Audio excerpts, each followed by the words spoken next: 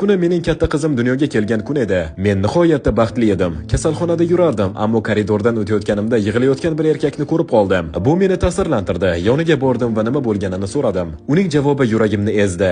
U aytdiki, qizi o'lim bilan kurashyapti, yuragi ishlamayapti, ammo u davolanish xarajatlarini to'lay olmaydi. Rostini aytsam, ko'z yoshlarimni tuta olmadim. Ota bo'lganimdan beri dunyoga boshqacha qarayman. Bu holat menga juda adolatsiz tuyuldi. Ichimdan bir narsa sen yordam berishing kerak dedi. Ha, biz har doim ham hamma narsani o'zgartira olmaymiz, lekin men shu vaziyatda o'zgartira olardim. Bu bilan maqtanmoqchi emasman, faqat haqiqatni aytyapman. Men qizaloqning butun davolanish xarajatlarini to'lab berdim, otasining qarzlarini ham yopdim. O'sha kuni biz Yeva ismli 7 yoshli bir qizning hayotini saqlab qoldik. Yana bir ajablanarli narsa, o'sha kuni mening qizim ham dunyoga keldi. Bu tasodif emasdek tuyuldi. Shuning uchun biz ham unga Yeva deb ism qo'ydik. Bu voqea avval kasalxonaga, keyin butun dunyoga tarqaldi. Men har doim faqat yaxshi futbolchi emas, balki yaxshi inson bo'lishga ham harakat qilganman. Agar Ronaldoning qilgan ishi hurmatga sazovor deb hisoblasangiz, kommentariyada bitta u uchun qarsak emojisini qoldirib keting.